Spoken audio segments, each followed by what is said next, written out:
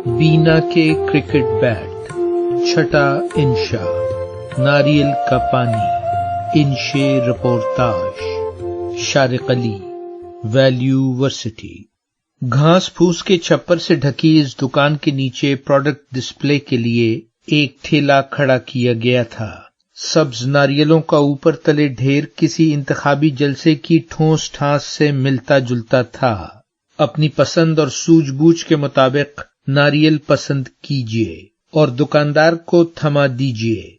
कुछ सादादिल महज खुश शक्ली को मेयार बनाकर और घाग लोग उसे कान के करीब लाकर हिला जुलाकर अंदर मौजूद पानी की मिकदार का अंदाजा लगाकर दुकानदार को नारियल थमाते। फिर वो इंतहाई मासूम सूरत धोती पोश, जिसके हाथ में बेहद खतरनाक तेज धार वाली सामने से मुड़ी हुई लंबे खंजरनुमा मशीटी थी, एक या दो बेरहम वार से नारियल का सर कलम करके सुराख बनाता और स्ट्रॉ डालकर गाहक को थमा देता।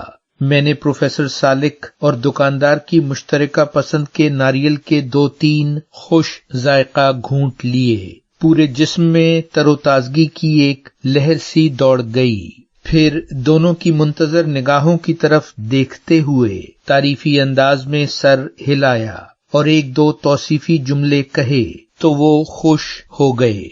वहीं पता चला कि सबसे ज्यादा मजेदार और ग़िज़ाइयत बख्श पानी 5 से 7 महीने के कच्चे नारियलों में होता है। फिर यही पानी सूख कर खाने के काबिल नारियल में तब्दील होने लगता है। रुथ ने बहादुरी से काम लेते हुए 2 घंटे के बाद होने वाले लंच का इरादा फौरी तौर पर मुलतवी कर दिया और 2 नारियल उठा लिए। वो वजन कम करने के मिशन पर थी। उसका कहना था कि फैट और कैलोरीज कम होने के बावजूद ये पानी भूख का एहसास नहीं होने देता। यूं लंच बासानी मिस किया जा सकता है। मुनीरा रहमान ने पीने के अलावा 1 बोतल नारियल का पानी अपने बैग में भी रखा। उसका कहना था कि ये पानी बाकायदगी से लगाने से जिल्द तरोताजा और झुर्रियों से महफूज रहती है। फिर मैं अपना नारियल हाथ में थामे दरख्तों के झुंड से गुजरकर मैदान में क्रिकेट खेलते बच्चों के नजदीक जा खड़ा हुआ। विकेट कीपर ने लुंगी मजबूती से लपेटी हुई थी। कमर से ऊपर वो लिबास से आजाद और पसीने से शराबोर था।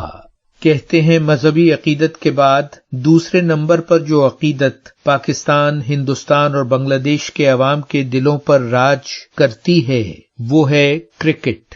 बांग्लादेश के किसी नामालूम गांव का ये छोटा सा मटियाला मैदान और उसमें खेलते बच्चे इस अकीदत का भरपूर सबूत पेश कर रहे थे। टूटा फूटा बैट, बांस की गड़ी, विकटें, टेनिस बॉल और नाहमवार मटियाली पिच की बेसरो सामानी इन बच्चों के जोशो खरोश के सामने बिल्कुल बेबस थी। उनके पास लड़कपन का वालेहानापन था। ऐसा वलवला तो लॉर्ड्स में भी कभी कभार ही देखने में आता है। दूसरे सिरे पर फास्ट बॉलर था जो नारंगी टी शर्ट और जीन को काट कर बनाए जांगिए में मलबूस था। ओवर शुरू करने से पहले उसने अपनी टी शर्ट उतार कर अंपायर के हवाले की और नंगे पांव बर्क रफ्तार बॉलिंग का मुजाहिरा करने लगा। बैट्समैन जिसने लुंगी के अलावा लॉरेंस ऑफ अरेबिया अंदाज का साफा सर पर लपेट रखा था, बल्लेबाजी के जौहर दिखाने लगा। फील्डरों की पुरजोश बंगाली चीखो पुकार एक कांटे के मैच का कामयाब तासुर पैदा कर रही थी। शायद इसी जोशो खरोश का फैजान है कि पिछले चंद बरसों में बांग्लादेश ने आलमी क्रिकेट में अपना नाम बना लिया है।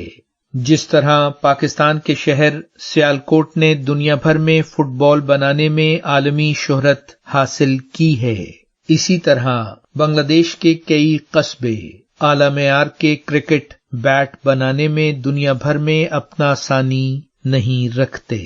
ओपा जिला में वाक़े बीना नाम का एक छोटा सा गांव इस हवाले से अब पूरी दुनिया में मशहूर हो चुका है।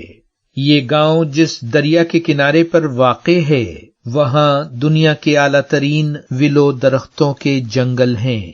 ان ولو درختوں کی لکڑی سے تراشے بیٹ جب بینا کے ماہر کاریگروں کی مہارت سے گلے ملتے ہیں تو بھرپور سٹروک کا جادو جاگتا ہے۔ آج کل کرکٹ کی دنیا اس بنگالی جادو سے سحر زدہ ہے۔ جاری ہے ویلیو ورسٹی، شارق علی۔